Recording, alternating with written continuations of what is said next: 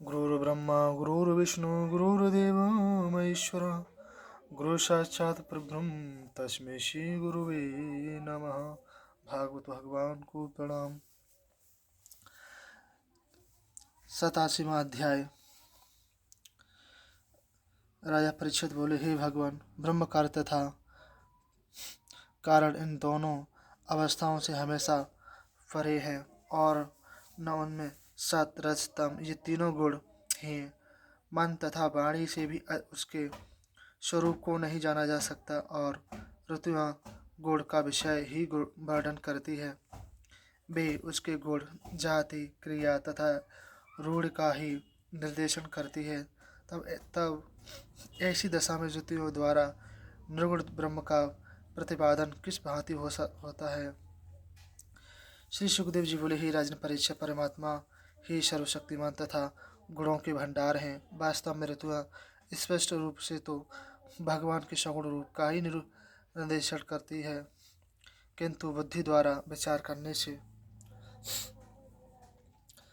इनका तात्पर्य निर्गुण का निरूपण होता है। विचार करने के लिए भगवान के उन जीवों को बुद्धि, इंद्रिय, मन तथा प्राण दिए हैं। प्राणों के द्वारा प्राणी जीवन धारण करता है। इस श्रवणादि इंद्रियों के द्वारा वह वेद तथा उनकी लीला कथाओं को सुनता है।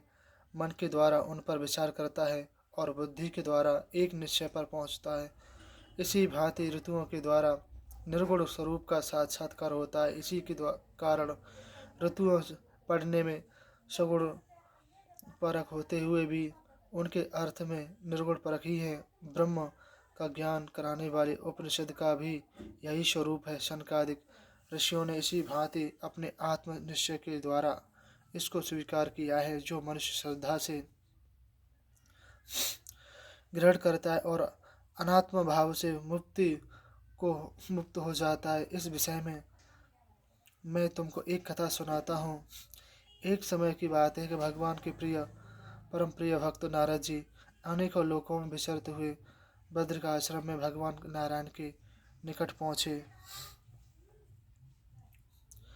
वहाँ परलोक कल्याण के लिए भगवान नारायण कल्प के आरंभ से ही धर्म, ज्ञान तथा संयम के साथ इस भारतवर्ष में घोर तप कर रहे थे। जब वे नरनारायण कैलाशवासी ऋषिगणों के साथ बैठे हुए ब्रह्म का उपदेश कर रहे थे, उसी समय नारद जी वहाँ पहुँचे। तब उन्होंने नारद जी को इस संबंध में जो कथा सुनाई वह मैं तुम्हें सुनाता हूँ। यह कथा पूर्व काल में उन नारायण ने जन लोक निवासियों के सम्मुख जब वे आपस में वेदों तथा ऋतुओं के तात्पर्य और ब्रह्म के स्वरूप के संबंध में विचार विनिमय कर रहे थे, उस समय यह कथा कही गई थी। नारायण बोले, हे नारद जी, प्राचीन काल में ब्रह्मा के पुत्र सनक, सनंदन, सनातन तथा सनत कुमार आदि ब्रह्मा के साथ अन्य जन लोक निवासी ब्रह्म ऋषियों के साथ एक ब्रह्मशास्त्र कर रहे थे। उस ब्रह्मशास्त्र में केवल ब्रह्मचर्य की चर्चा चल रही थी। उस समय तुम वहाँ पर नहीं थे, शांत द्वीप में अनिरुद्ध के दर्शन के लिए गए हुए थे। उसी समय वहाँ पर उत्तम चर्चा होने लगी। ब्रह्म के संबंध में ऋतुएं भी स्पष्ट तात्पर्य वर्णन करने में असमर्थ होने के कारण वे शांत हो गए।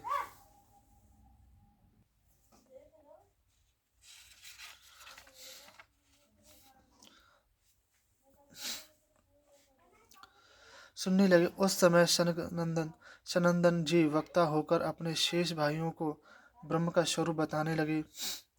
सनंदन जी बोले, हे ब्रह्म ऋषियों, जिस भांति प्रातःकाल हो जाने पर सोए हुए सम्राट को जगाने के लिए बंदीजन उनके निकट जाकर सम्राट के ऐश्वर्य, पराक्रम और सुंदर यश का गायन करते हैं और उसके द्वारा उस सम्राट को जगाते हैं, उसी भांति जब परमात्मा अपने रचे हुए इस संपूर्ण विश्व को अपने में लीन करके अपनी शक्तियों को समेट कर सो जाता है, तब प्रलय के अंत में वो ऋतुएं ही उनके स्वरूप को ज्ञान कराने के लिए उनका सोयस गायन करती है और इस भांति उसको जगाती है। ऋतुएं कहती हैं, हे विश्वात्मन, आप अजित हैं, सर्वश्रेष्ठ हैं, कोई भी शक्ति आपको जीत नहीं सकती। आपकी जय हो, जय हो। हे परमात्मा, आप समस्त ऐश्वर्यों से परिपूर्ण हैं। आपकी माया एक ठगनी स्त्री की भांति सज धज कर जगत के सारे जीवों को फंसाने के लिए और उनकी स्वाभाविक स्वरूप को ढकने के लिए है, जो उन्हें अपने में ढंग लेती है। हे भगवान, इस माया को नष्ट करने की शक्ति आपके अतिरिक्त इस जीव में नहीं है, क्योंकि आप ही साधन, ज्ञान, क्रिया आदि शक्तियों को उत्पन्न करते हैं और आप ही उन्हें मिटा देते हैं।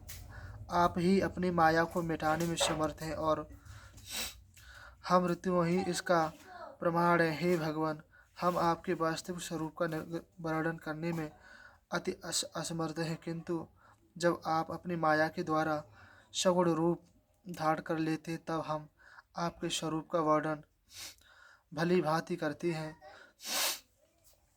हे भगवान, हम ऋतुओं के द्वारा इंद्र, वरुण, अग्नि, वायु आदि देवताओं का वर्णन किया जाता है, किंतु हमारे सभी मंत्र अथवा मंत्र का अर्थ समझाने वाले ऋषि इस सारे विश्व को ब्रह्मा का ही स्वरूप मानते हैं, क्योंकि जिस समय यह विश्व नहीं था उस समय आप ही शेष थे।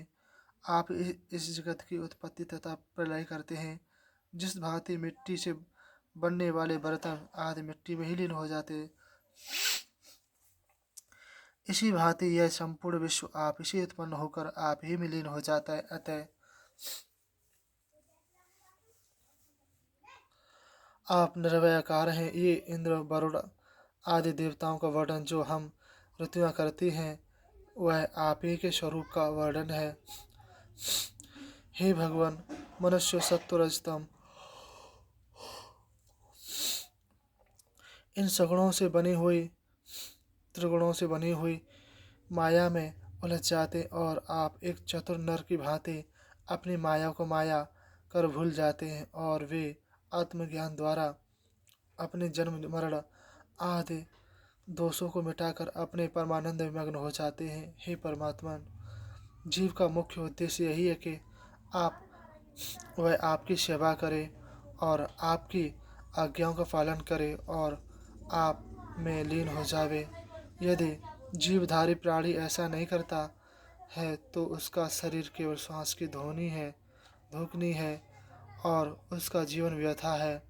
आपकी प्राप्ति के लिए परमानंद के अतिरिक्त जगत में और कोई सुख नहीं है। आप क्योंकि आपको प्राप्त करना ही सच्चा और स्थायी रहने वाला सुख है और सांसार सुख तो केवल क्षण मात्र और नाशवान है। हे भगवान, अन्नमय, प्राणमय, मनोमय, विज्ञानमय तथा अज्ञान आनंदमय इन पंचकोशों के स्वरूप से आप ही रहते हैं और आप ही उनमें तथा मेरेपन का भाव उत्पन्न करने वाले हैं।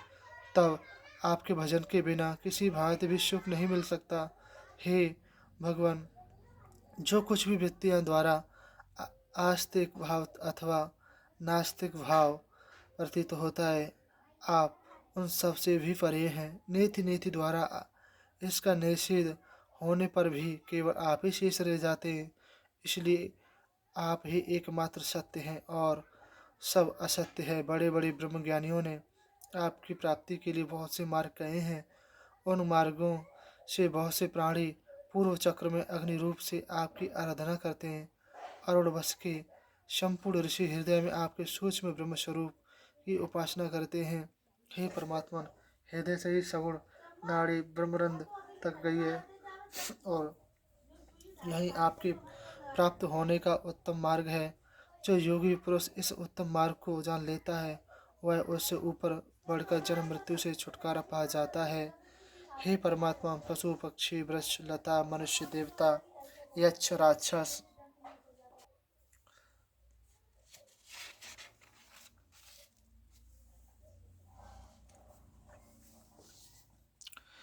आज जितने भी योनियां हैं वे सब आप ही बनाई हैं और आप ही उन सब में प्रवेश करके उन रूपों में हैं।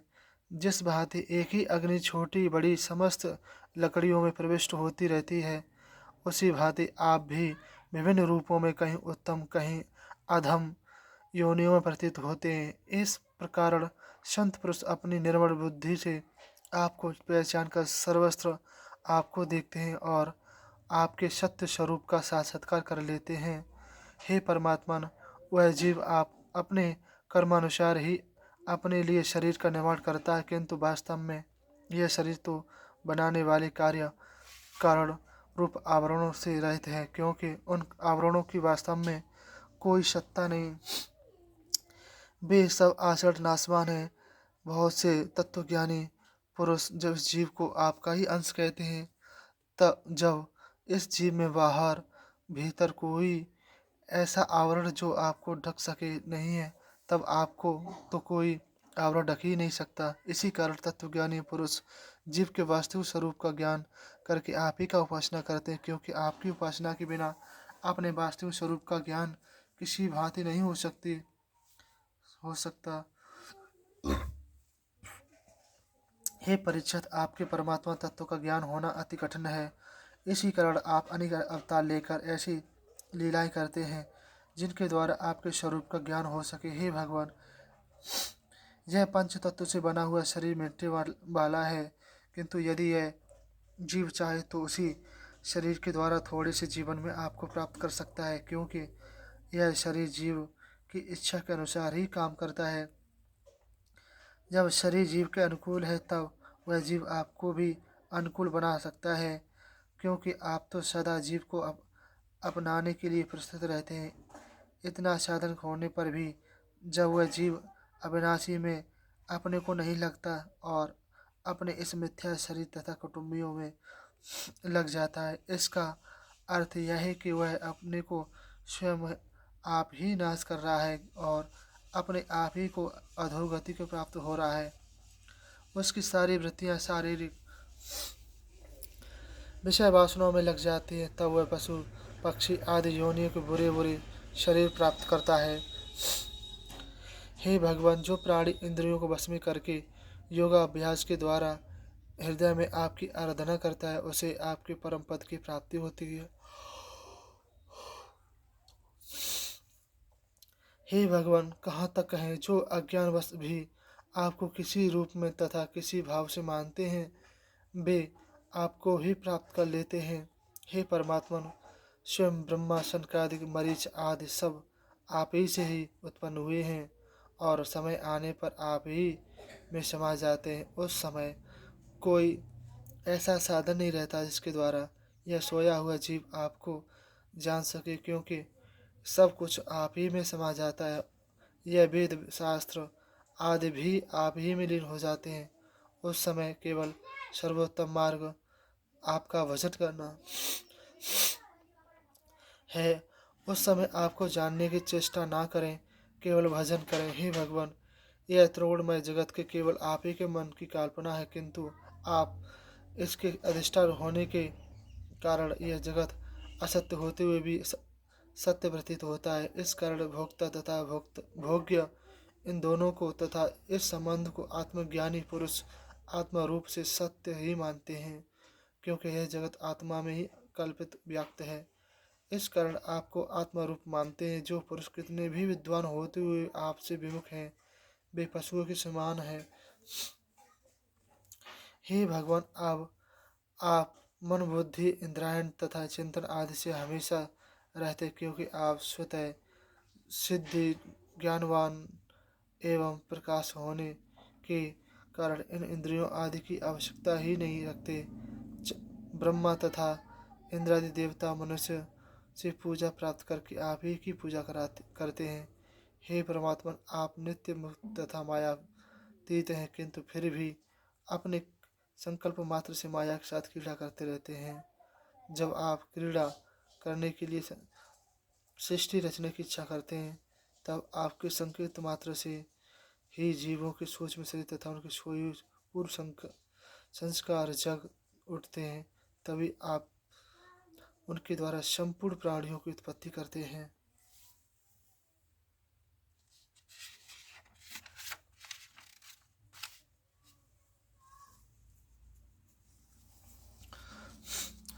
आपका कोई अपना है और न कोई पराया है। हे परमात्मा, आप नित्य एक रस हैं। यदि हम यह मान ले कि जीव असंख्य है और वे सब आप ही के सब नित्य एवं सर्वव्यापी हैं, तब तो वे सभी आपके समान ही होंगे। उस दिशा में आपको उनका शासक कभी नहीं माना जा सकता, क्योंकि वे तो सभी आप ही के समान शक्तिशाली होंगे। आप इनका नियंत्रण कदापि नहीं कर सकते। आप उनका नियंत्रण जभी तक कर सकते हैं जब वे आपसे शून्य हो और आप से उत्पन्न हुए हों, किंतु आप सबके शासक हैं, इसलिए यह स्वतः सिद्ध है कि वे सब आप ही से उत्पन्न हुए हैं। इसी कारण आप उनके निमंत्रण करता और आप में उनमें व्याप्त रहते हुए भी आपके स्वरूप का किसी को ज्ञान नहीं है कि आपका क्या स्वरूप है। जो लोग ऐसा समझते हैं वैसा ही बुद्धि के द्वारा आपके स्वरूप को निरूपण कर लेते हैं। इसी कारण भिन्न भिन्न मतों के द्वारा आपके भिन्न भिन्न स्वरूपों का वर्णन लोग करते हैं और वे दुष्ट लोग अपने एक मत से दूसरे मत तक का खंडन करके परस्पर लड़ते रहते हैं। आपका स्वरूप कभी मतों से परे है और यह जीव आपसे उत्पन्न हुआ है। आप इसका तात्पर्य यही है कि आप ही जीव बनते हैं, किंतु इसका असली तत्व यह कि जीवात्मा तथा परमात्मा दोनों ही स्वतंत्र हैं, अनाथ है, अजन्मा है। उन दोनों का वास्तविक स्वरूप आप ही हैं। न उनका कभी जन्म होता और न कभी मृत्यु ही धारण करता है। अज्ञानवश प्रकृति को पुरुष और पुरुष को प्रकृति समझ लेने के कारण एक दूसरे को संयोग हो जाता। उस संयोग से जानने से जीवों की विविध नाम तथा गुण मान लिए जाते हैं, किंतु अंत में वे सब फिर आप ही में समा जाते हैं। जिस भांति एक अथाह समुद्र में छोटी नदियाँ इधर उधर घूमकर समा जाते हैं, हे भगवान, सभी जीव आपकी माया के द्वारा भ्रमित होकर भटकने रहते हैं, किंतु ज्ञानी संत पुरुष ज्ञानी जन इस भ्रम को समझकर उसमें नहीं फंसते और आपकी शरण में आकर जाकर जन्म मृत्यु के चक्कर से छूट जाते हैं।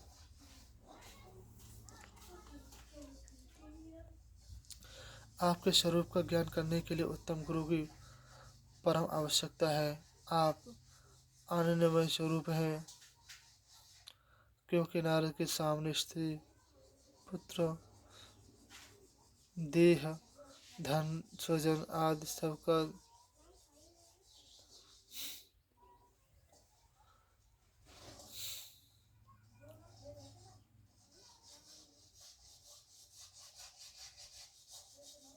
स्त्री में सुख मानकर उसे रास करता है और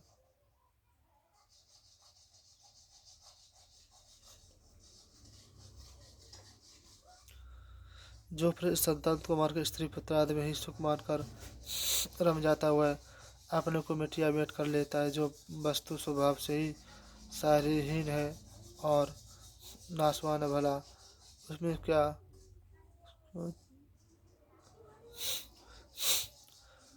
स्त्री पुत्र में ही सुख मानकर रम जाता और वह अपने को रटिया मेट कर लेता है, मटिया मेट कर लेता है, जो वास्तव में स्वभाव को ही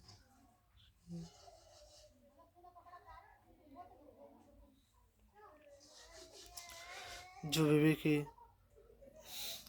नाश जो स्वभाव से ही सारहीन और नाशवान है, भला उसमें क्या सुख मिल सकता है। जो विवेकी जन है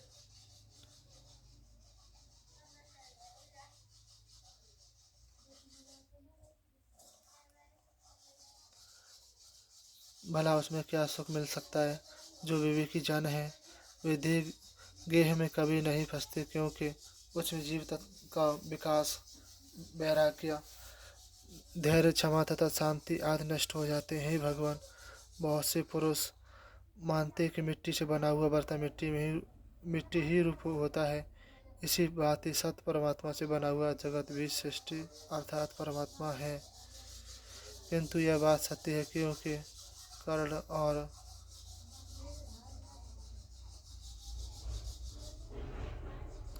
कार्य दोनों में बड़ा भेद होता है। पिता और पुत्र में एक समान सी दोनों भिन्नता होगी।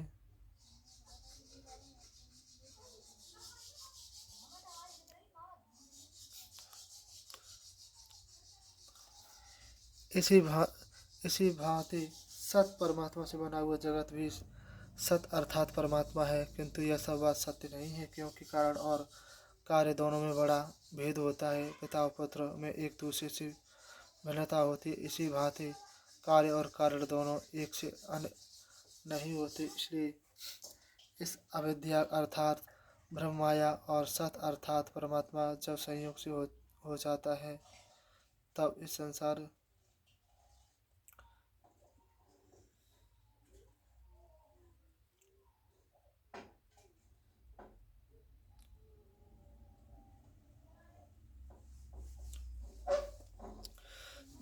जो ऋतु कर्म फल को सत्य बताते हैं वे उन्हीं लोगों को भ्रम में डालते हैं जो कार्य में लगे रहते हैं। वे वहाँ नहीं जाते कि उन ऋतुओं का अर्थ कर्म काम।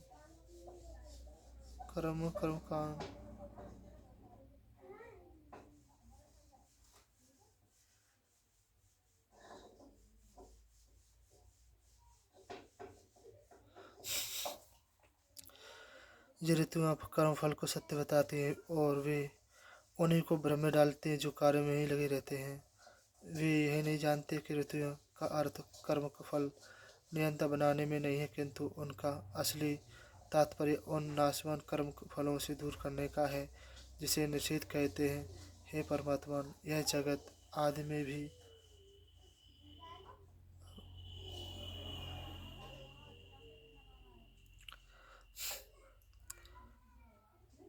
किंतु इसका असली तात्पर्य नाशवान कर्म फलों से दूर करने का है जिसे निषेध कहते हैं। हे परमात्मा, इस जगत आदि में भी नहीं है, नहीं था और अंत में भी नहीं रहेगा। तब बीच में इसकी प्रतीत प्रतीत मिथ्या ही है।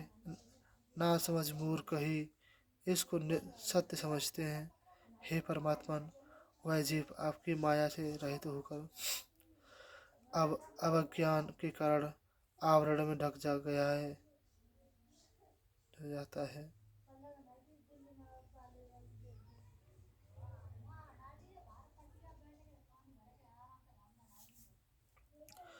वह अपने को परम स्वयं मानकर देहादि के अभिमान में फंस जाता है और जन्म चक्र में पड़ जाता है।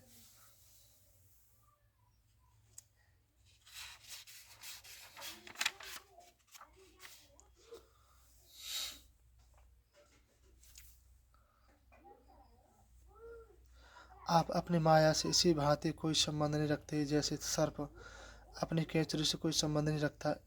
इसी कारण आप संपूर्ण ऐश्वर्य तथा अणिमा आदि सिद्धियों से युक्त होते रहते हैं।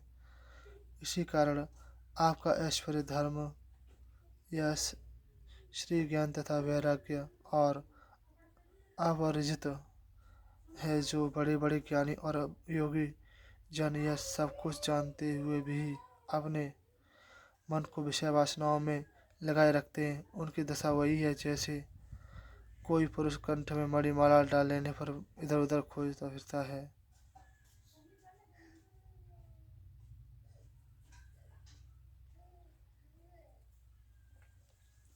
हे भगवान, जिनको आपके स्वरूप का ज्ञान होता है ज्ञान नहीं है वे भी आपकी लीलाओं तथा गुणों से को सुनकर आपको अपने हृदय में बैठा लेते हैं और आपकी प्रेम भक्ति के द्वारा आपकी मोक्ष प्राप्ति कर लेते हैं। ये ब्रह्मा इंद्रादि देवता आपके ऐश्वर्य की भांति थार नहीं बना सकते।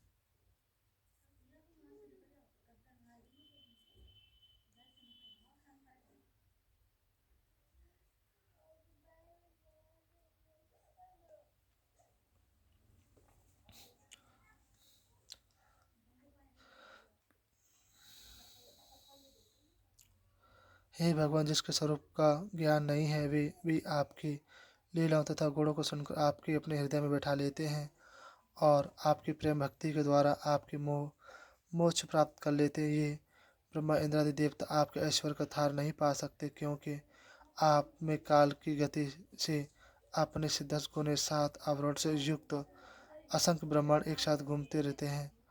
तब भला एक ब्रह्मांड का ज्ञान रखने वाला ब्रह्मा आपको कैसे जान सकता है?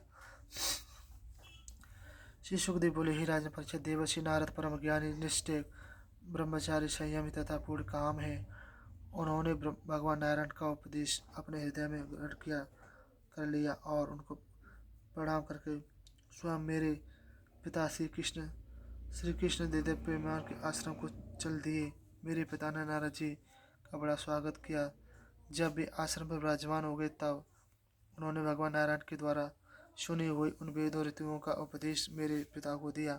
हे परीक्षित, तुमने जो प्रश्न किया था उसका उत्तर मैंने तुम्हें दे दिया। 88वां अध्याय, भगवान शंकर का संकट मोचन।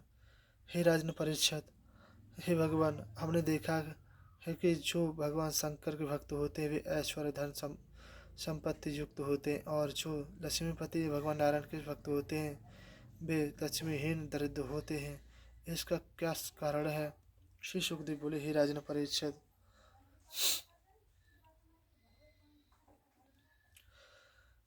शिवजी हमेशा अपनी शक्ति से युक्त हैं। वे तीनों गुणों से युक्त अहंकार के अधिष्ठाता देवता हैं। उस अहंकार से ही वैकारिक, तेजस तथा तामस 3 वेद हैं, जिसमें 10 इंद्रियां तथा 5 कर्मेंद्रियां,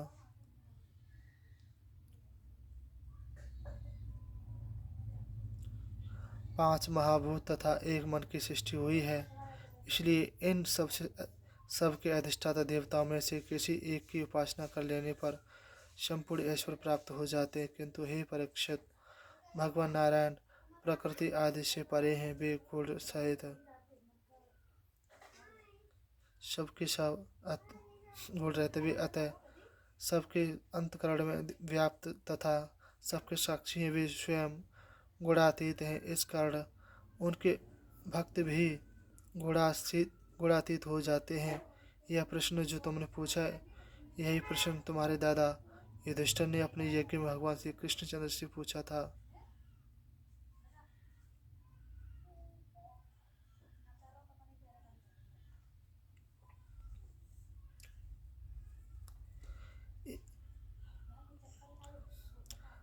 युधिष्ठिर ने अपने यज्ञ में भगवान श्री कृष्णचंद्र से पूछा था। उन्होंने यही उत्तर दिया था। भगवान श्री कृष्णचंद्र बोले, हे धर्मराज, जिस पर मेरी कृपा होती है उनका धर्म में पहले हर लेता हूँ। उसके निधन होने पर सबके सगे संबंधी, स्त्री पुत्र आदि सब उससे संबंध छोड़ जाते हैं। तब वह अपनी निर्वय अवस्था से दुखी होकर धन कमाने की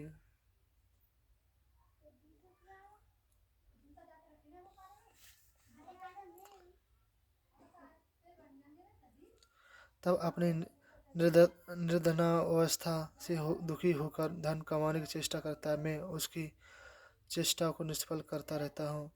इस प्रकार बार बार असफल होने पर वह धन कमाने की इच्छा छोड़ देता है और वह मेरे प्रेमी भक्तों की शरण में आ जाता है। रात दिन मेरा ही स्मरण करता है। वह मेरे भक्तों की कृपा से वह शुद्ध सच्चिदानंद घन परमात्मा को प्राप्त कर लेता है। और कुछ प्राणी दूसरे देवताओं की आराधना करते हैं।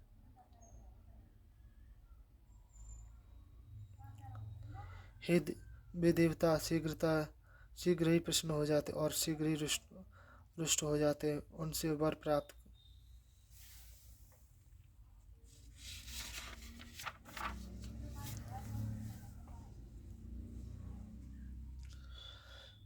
करके बहुत से प्रमादी हो जाते और धर्म मर्यादा का नाश करने लगते हैं। श्री सुखदेव बोले, ही राजन परीक्षित, मैं तुम्हें एक कथा सुनाता हूँ। एक समय भगवान शंकर बड़े संकट में पड़े गए थे। शकुन का पुत्र बकासुर एक बड़ा बलि देते था। उसने नारद जी को देखकर पूछा कि हे भगवान, वरदाताओं में कौन श्रेष्ठ है? तब नारद जी ने कहा, हे दानवराज, तुम भगवान शंकर की उपासना करो, वे शीघ्र ही प्रसन्न हो जाते हैं। रावण तथा बाणासुर आदि ने उनको ही प्रसन्न करके महान बल तथा ऐश्वर्य प्राप्त किया है। नारद जी की बात सुनकर उस दैत्य ने अपना शरीर काट काट कर अग्नि में डालना किया।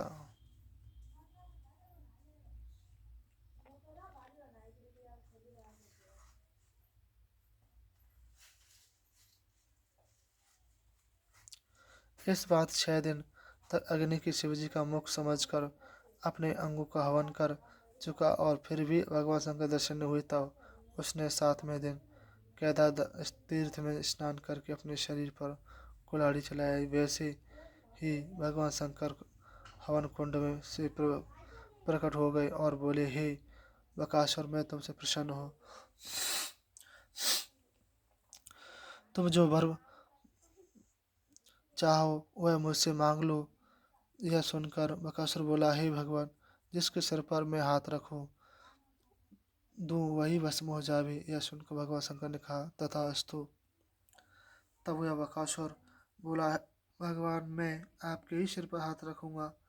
हे परीक्षित, आपकी नीयत खोटी है। वह शंकर जी को भस्म करके पार्वती जी को लेना चाहता था।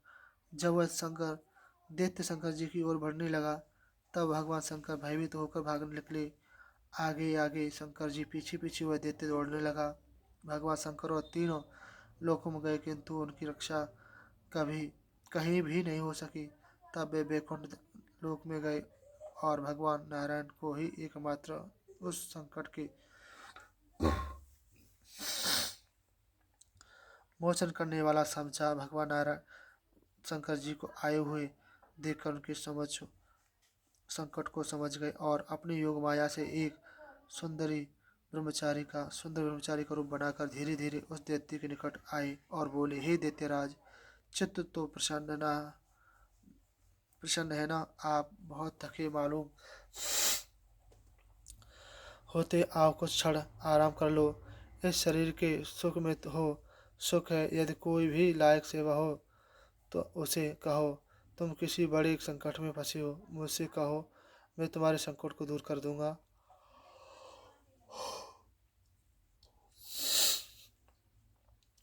श्री सुखदेव बोले, हे राजन परीक्षित, भगवान की मधुर वाणी और अमृतमयी बात सुनकर दैत्य में हो तो हो गया और उसने अपनी तपस्या से लेकर भगवान शंकर से प्राप्त करने तक की सब कथा सुना दी। तब ब्रह्मचारी रूप से भगवान हंसते हुए बोले, अरे बस यही बात है? तुमको उस सन्यासी ने खूब बहकाया। वह तो दक्ष प्रजापति के श्राप के कारण पागल और दुर्बुद्धि हो गया है। अब उसमें वर देने की शक्ति नहीं रही है। वह झूठ मूठ ढोंग बनाए रह फिरता है। तुम बड़े बड़े विद्वान होते हुए भी उस पर इतना विश्वास किए हो। यदि तुम्हें उसके बरई की परीक्षा करनी हो तो अपने सिर पर ही हाथ रख कर देख लो। यदि उसकी असत्य है तो उसे अवश्य दंड दो। इतना सुनकर दैत्य ने झट अपना हाथ अपने सिर पर रख कर लिया। हाथ के रखते ही उसका सिर खंड खंड हो गया, वह जलकर भस्म हो गया और तब आकाश में जय जय की ध्वनि होने लगी और देवता लोग पुष्पों की वर्षा करने लगे। तब भगवान बोले, हे शंकर जी, आपके अशुभ कर्मों ने ही इसे स्वयं मार डाला है। हे देवादिदेव, जो महापुरुषों का अपराध करता है उसका अवश्य ही नाश हो जाता है। आपके जगत गुरु और मेरे परम भक्त होने से इसका नाश हो गया है। हे परीक्षा, जो भगवान शंकर के इस संकट मोचन का पाठ करता है वह संपूर्ण संकटों से मुक्त हो जाता है और उसके शत्रु भय नहीं होती है।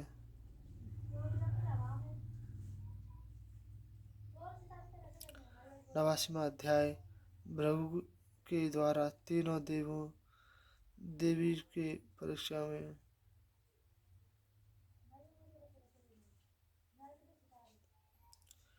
भृगु के द्वारा तीनों देवों की परीक्षा और ब्राह्मण के द्वारा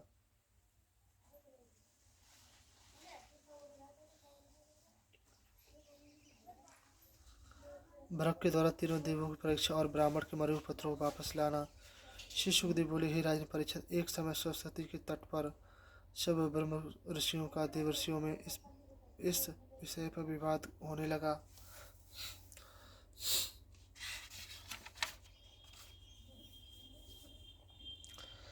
फिर ब्रह्मा, शंकर तथा विष्णु, इन तीनों महादेवों में कौन सबसे बड़ा है? तब कार्य का प्रतिष्ठा करने के लिए सबने ब्रह्मा जी के पुत्र भृगु जी को निश्चय किया। भृगु जी अपने ब्रह्मलोक में अपने पिता ब्रह्मा के निकट गए। ब्रह्मा जी ने गुणों को पत्नी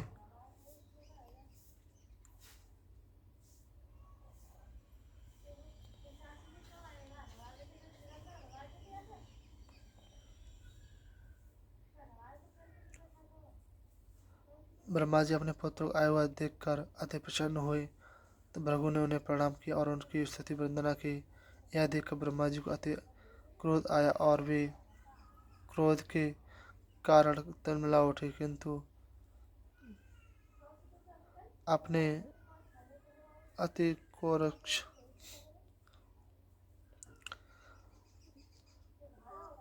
अति क्रोध आया और वे क्रोध के कारण तिलमिला उठे, किंतु अपने ज्ञान के कारण इस क्रोध को दबा लिया। तब भृगु जी वहां से शंकर जी के साथ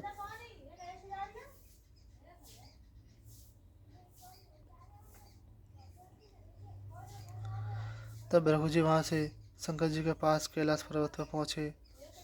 शंकर जी ने अपने भाई भृगु को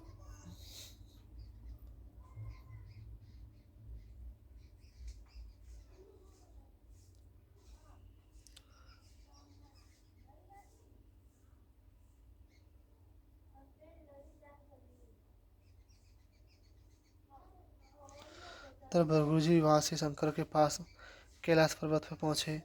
शंकर जी अपने भाई भृगु को आते हुए देखकर प्रसन्नता से उनसे मिलने के लिए उठ खड़े हुए। भृगु जी बिना मिले हुए प्रसन्न वाले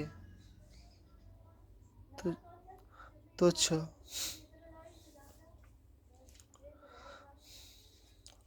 किंतु भृगु जी बिना मिले हुए उनसे बोले, तुम लोग तथा वेद के मर्यादा का उल्लंघन करते हो, इसलिए मैं तुमसे नहीं मिलूंगा। इतने सुनकर भगवान शंकर को बड़ा क्रोध आया और वे त्रिशूल लेकर उन्हें मारने दौड़े, किंतु भगवती पार्वती ने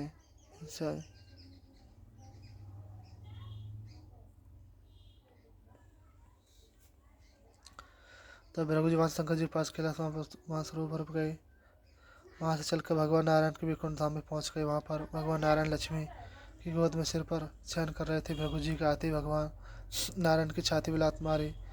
लात के लगते ही भगवान नारायण ने अति विनीत भाव से उठकर उनके चरण पकड़ लिए और बोले, हे ब्राह्मण, आपने बड़ी कृपा की है। आपने मुझे तथा मेरे इस वैकुंठ धाम को अपने चरण स्पर्श से पवित्र कर दिया है। हे ब्राह्मण, आपके चरण में चोट तो नहीं आई, आपके चरण कमल से भी अति कोमल है और मेरा वक्ष स्थल वज्र से अति कठोर है। आइए इस उत्तम सिंहासन पर विराजिए। भगवान के ऐसे वचन सुनकर भृगु जी अति सुखी तथा तृप्त हो गए और नेत्रों से प्रेमांसु बहने लगे। वे चुपचाप वहीं से चले आए था। उन्होंने सब ऋषियों की मंडली में लौटकर ब्रह्मा, शंकर तथा भगवान नारायण की यह सारी कथा सुनाई, जिसे सुनकर सभी ब्रह्म ऋषियों ने भगवान नारायण को ही सर्वोत्तम देव माना। शिवजी जी बोले, श्री शौनकादिक ऋषियों, भगवान सुखदेव जी के मुख से निकली हुई ये कथा अमृत के समान है। इसको पीकर सभी थकावट दूर हो जाती है। श्री सुखदेव जी बोले, हे राजन परीक्षा, एक समय की बात है कि द्वारकापुरी में एक ब्राह्मणी के गर्भ से पुत्र उत्पन्न हुआ और वह जन्मते ही मर गया। तो वह ब्राह्मण अपने उस बालक को लेकर उग्रसेन की सभा में और अति दुख पाता हुआ इस प्रकार बोला, इसमें कोई संदेह नहीं है कि समय राजा धूर्त ब्राह्मण द्रोही विषयी आक्रमणमय हो गए हैं, जिसके कारण प्रजा कष्ट पा रही है। मेरा बालक जन्म लेते ही मृत्यु को प्राप्त हो गया, क्योंकि यथा राजा तथा प्रजा, ऐसे राजा को अपने राजा मानकर प्रजा अति दुखित हो रही है। इसी भांति इस ब्राह्मण के 8 पुत्र और वह 8 मेरे मरे हुए बालकों को इसी भांति राजसभा में लाता और इसी भांति बुरा भला कर कर उस बालक को वहीं छोड़कर चला जाता।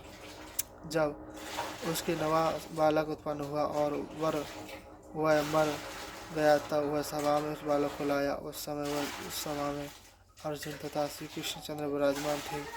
उस ब्राह्मण के ऐसे कटु वचन सुनकर अर्जुन ने कहा, हे ब्रह्मदेव, इस द्वारका में कोई धनुर्धर क्षत्रिय ही नहीं है। ये यदुवंशी ब्राह्मण हो गए हैं, नित्य यज्ञों में ही लगे रहते हैं। इनका जीवन व्यर्थ है जो ये ब्राह्मण के कष्ट दूर नहीं कर रहे हैं सकते। हे ब्राह्मण देवता, तुम अधिक दुखी मत हो, मैं तुम्हारे पुत्र की रक्षा करूँगा। अब के जब तुम्हारे पुत्र को तब उसके प्रसव काल से पहले ही मुझे सूचित करना, या तो तुम्हारे पुत्र को मरने नहीं दूंगा और यदि प्रतिज्ञा पूरी न कर सका तो मैं जलकर भस्म हो जाऊंगा। वह ब्राह्मण बोला, हे अर्जुन, जिस द्वारका में बलराम जी, श्री कृष्णचंद्र जी, धनुर्धारियों में श्रेष्ठ प्रद्युम्न जी तथा महाबली अनिरुद्ध जी विद्यमान हैं और वे ही मेरे पुत्र की रक्षा नहीं कर सके, तो तुमसे यह कार्य होना अति कठिन है। यह केवल तुम्हारी मूर्खता है। मैं तुम्हारी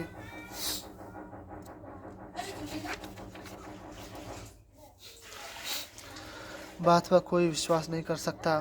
तो अर्जुन ने कहा, हे ब्राह्मण, मैं बलराम, श्री कृष्ण तथा प्रद्युम्न नहीं हूँ। मैं हूँ गांडीवधारी अर्जुन, जिसकी कीर्ति तीनों लोकों में फैली हुई है।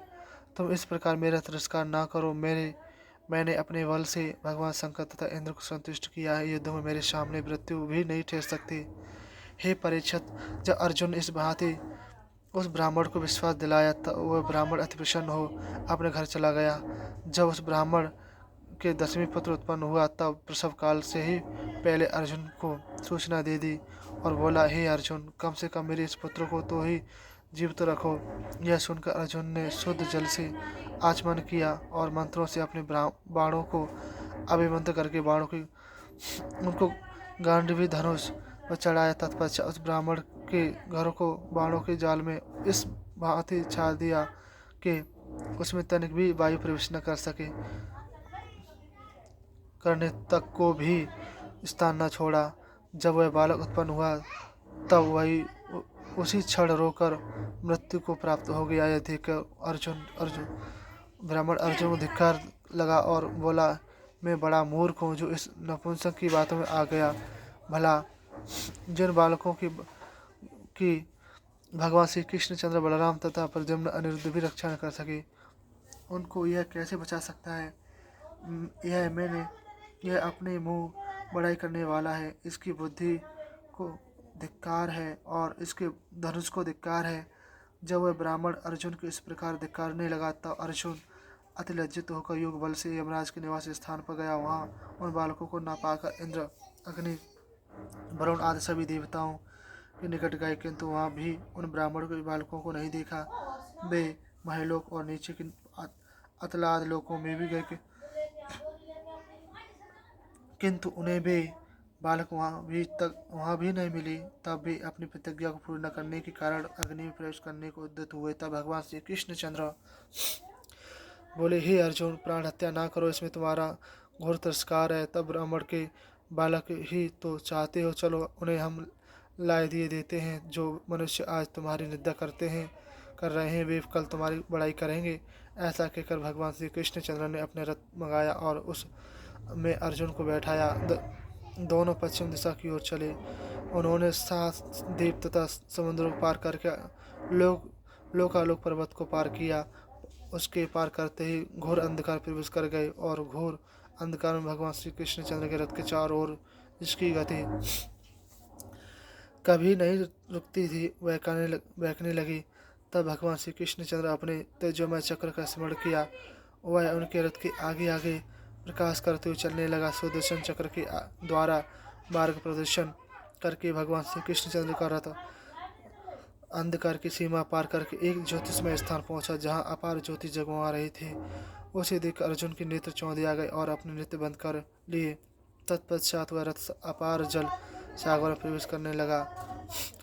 जल के भीतर एक अति सुंदर दिव्य महल था। उसमें शस्त्र शीश भगवान शेषनाग विराजमान थे।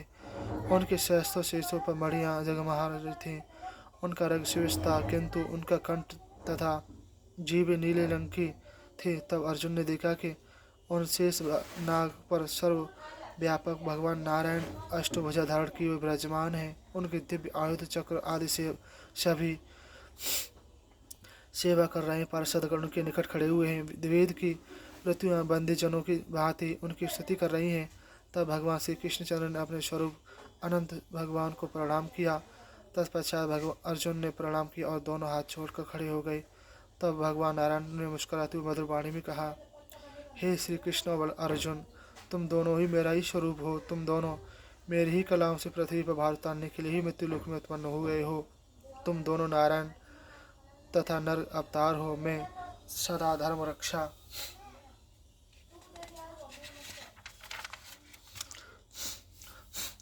के लिए बद्री वन में तप करते रहते हैं। मैंने तुम्हें बुलाने के लिए ही ब्राह्मण के बालकों को यहाँ बुला लिया।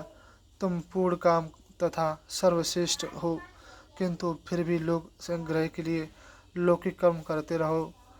जब भगवान नारायण ने अपने कला रूप भगवान श्री कृष्णचंद्र की तथा अर्जुन को ऐसा आदेश दिया था, उन्होंने उसे स्वीकार करके उन्हें प्रणाम किया और ब्राह्मण पुत्रों को वहां से लेकर द्वारका को चले आए। अर्जुन भगवान श्री कृष्णचंद्र के उस नित्य धाम को देखकर अति आश्चर्य में हुए।